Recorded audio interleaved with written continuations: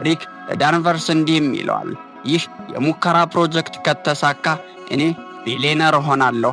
አንተም የሳይንስ ሚስትህን የሕክምና ወጪን ለአንዴና ለመጨረሻ ጊዜ ትገላገላለህ። ስለዚህ መምህራኑ ቅሬታ ቢያቀርቡም እንዳትሰማቸው፣ ቁጥራቸውን ከፍ ማድረግ አለብንም ይለዋል።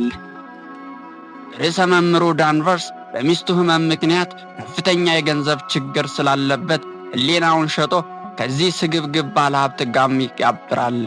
ሪክ የሮቦቶችን ሶፍትዌር በማሻሻል ጥርጣሬያቸውን እጅግ በጣም ስስ ያደርገዋል። አሁን ሮቦቶች ተማሪዎችን ትንሽ ሲንቀሳቀሱ ወይም ሲደነግጡ እንደ መኮረጅ መቁጠር ይጀምራሉ። አንድ ቀን በክፍሉ ፈተና እየተሰጠ ሳለ አንድ ተማሪ በበሽታ ምክንያት የሚመጣ የአካል መንቀጥቀጥ ነበረበት። ሮቦቱ ግን ይህንን እንቅስቃሴ የማታለል ምልክት ነው በማለት ያባረረዋል። ፈተናው በኋላ ማያና አሌክስ በትምህርት ቤቱ ቤተ መጻሕፍት ውስጥ ተቀምጠው ውጤት ሲያዩ የማያ ውጤት እጅግ በጣም አድጓል። በዚህ ጊዜ ሮቦቱ ይመጣና ቺቲንግ ዲቴክትድ ሳብጀክት ሾው አኒዥዋል ኢምፕሩቭመንት ከርቭ ይላቸዋል። አሌክስ ለጓደኛዋ ለመከላከልም ትሞክራለች። እኔ እኮ ነኝ ያስጠናኋት አልኮረጀችም ትላለች። ነገር ግን በዚህ ጊዜ የማያ ጓደኞች ይመጣሉ። ማያ በማኅበራዊ ጫናዋ በመሸበር ከአሌክስ ጋር ማጥናቷን ትክዳለች።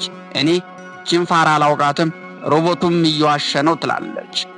በአንድ በኩል ሮቦቱ በሴራው ጥሏታል፣ በሌላ በኩል ደግሞ እውነተኛ ጓደኛዋን አሌክስን ክዳታለች። ማያ ወደ ቢሮ ተወስዳ ከትምህርት ቤት ልትባረር አንድ ማስጠንቀቂያ ብቻም ይቀራታል። ነገር ግን ነገሩ በዚህ አያበቃም። ሴራው አሌክስ ላይም ይደርሳል። አሌክስ በክፍሉ ውስጥ ፈተና ላይ እያለች ሮቦቱ ወደ እሷ መጥቶ ኮርጀሻል ይላታል። አሌክስ በጭራሽ እንደማትኮርጅና ሁሌም አንደኛ መሆኗን ብትናገርም ሮቦቱ ግን ውሳኔው መጨረሻ መሆኑን ገልጾ ወደ ቢሮ ይልካታል። በዚህም ምክንያት የአሌክስ የነጻ ትምህርት ዕድል ወይም ስኮላርሺፕ ለአደጋ ይጋለጣል። ቦርዱ አባላት ጉዳዩን እንደገና ለመመርመር ማመልከቻዋንም ያግዱባታል። አሌክስ ሕልሟ ሁሉ ሲፈርስ ማልቀስ ትጀምራለች። ማያ በደለቻትን በደል ተረድታ ወደ አሌክስ ትመጣል። ይቅርታም ጠይቃ እውነተኛ ጓደኝነታቸውንም ታድሳለች። ጆርዳንም አብሯቸው ከነሱ ጋርም ይቆማል። እነዚህ 3 ተማሪዎች ከትምህርት ቤቱ ጸጥተኛ ነገር ግን የኮምፒውተር ሊቅ ከሆነው ኢታን ጋር ይገናኛሉ። ኢታን በትምህርት ቤቱ ውስጥ ማንም የማያውቀውን ትልቅ ሥራ ሰርቶ ነበር። የሮቦቱን ኩባንያ ሰርቨር በመጥለፍ ዋናው ሚስጥርም ይደርስበታል። ኢታን ለልጆቹ ያሳያቸውን ኮድ እንደሚያሳየው ኩባንያው ከ2 ቀን በፊት የሮቦቶችን መመዘኛ ቀይሮታል። ሮቦቶቹ ንጹሐን ተማሪዎችን እንኳ ሳይቀር እንዲይዙም ተደረገው በትምህርት ቤት ውስጥ ብዙ ኮራጆች ተያዙ፣ ሮቦቶቹ ውጤታማ ናቸው የሚል የውሸት ሪፖርት ለመፍጠር ነው። ይህ ከሆነ የክልሉ የትምህርት ቦርድ ሮቦቶቹን በሁሉም ትምህርት ቤቶች ውስጥ ለመቅጠር በሚሊዮን የሚቆጠሩ ዶላር ውልም ይፈርማል። ልጆቹ ርዕሰ መምህር ዳንቨርስም በዚህ ሴራ ውስጥ እንዳሉና ጥቅማጥቅምም እንዳገኙም ይገነዘባሉ። በዚህ ሳምንት የትምህርት ቦርድ የበላይ ኃላፊ ሮቦቶቹን በአካል ለማየት ወደ ትምህርት ቤቱ እንደሚመጡን ያውቃሉ። ልጆቹ ሮቦቶቹን መልሰው በመቅረጽ ወይም ሪፕሮግራም በማድረግ እውነተኛውን ሴራ ለማጋለጥ እቅድ ያወጣሉ። የቀጠሮው ቀንም ይደርሳል።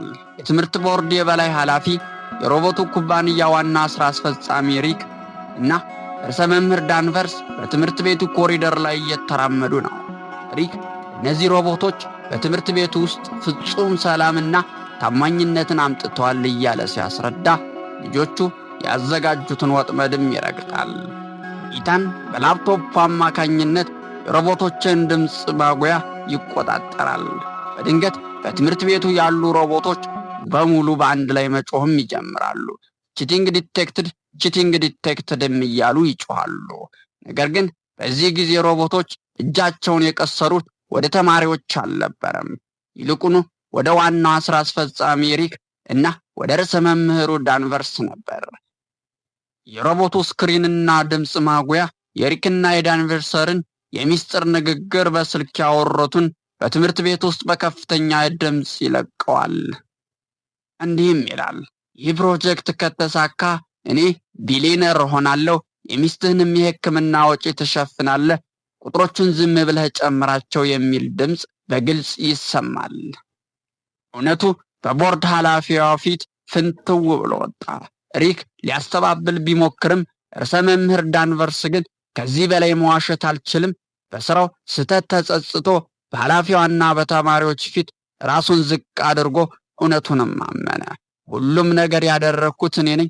የሚስቴን ሕይወት ለማዳን ስል ቁጥሮች እንድንጨምር ረድቼዋለሁ። ነገር ግን ይህ ስራዬ የተማሪዎችን ሕይወትና የወደፊት ዕድል ያጠፋል ብዬ አላሰብኩም ነበር። ሁላችሁንም በጣም ይቅርታ ጠይቃለሁም ይላል።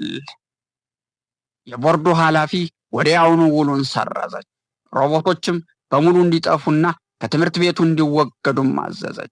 በሮቦቶች የውሸት ክስ ስማቸው የጠፋ ተማሪዎች በሙሉ አሌክስና ጆርዳን ጨምሮ ማህደራቸው እንዲጸዳም ተደረገ። በመጨረሻም ርዕሰ መምህር ዳንቨርስ ከስራው እንደሚባረር ጠብቆ ስለነበር ዕቃዎችን እያሸገም ይገኛል። ነገር ግን መምህር ካርሎል መጥታ አንድ መልካም ዜና ነገረችው። ጆርዳን በትምህርት ቤቱ ያሉ ተማሪዎችን በሙሉ በማስተባበር ርዕሰ መምህሩ ከስራው እንዳይባረር ፊርማ አሰባስቧል። ምክንያቱም ዳንቨርስ በመጨረሻው ሰዓት እውነቱን ተናግሮ ትክክለኛውን ነገርም አድርጓል። ከዚህ በላይ ትምህርት ቤቱ ያሉ ተማሪዎችና መምህራን ለዳንቨርስ ሚስት የሕክምና ወጪ የሚሆን ገንዘብ ማሰባሰቢያ አዘጋጅተውለታል። በቂ ገንዘብም አሰባስበው ሰጡት። ይህ ልብ የሚነካ ድራማ የሚያስተምረን ትልቅ ቁም ነገር አለ። ግቡን ለማሳካት የሚካሄድበት መንገድ ሁልጊዜም ቀጥተኛና እውነተኛ መሆን አለበት የሚል ነው። ርዕሰ መምህር ዳንቨርስ የሚስቱን ሕይወት ለማዳን መልካም ዓላማ ቢኖረውም በውሸትና በሴራ መንገድ መጓዙ ግን የንጹሐን ልጆችን ሕይወት ለአደጋ ጥሎ ነበር። በሌላ በኩል ማያ በማህበራዊ ጫና ምክንያት እውነተኛ ጓደኛዋን መካዷ የከፋ መዘዝም አምጥቶባታል። እውነተኛ ስኬትና ሰላም የሚገኘው በታማኝነት በቁርጠኝነትና እርስ በርስ በመረዳዳት ብቻ እንደሆነ ፊልሙ በጉልህ ያሳየናል። እስካሁን ስትከታተሉን ስለነበረ እጅግ አድርገን እናመሰግናለን። ቸር ሰንብቱ።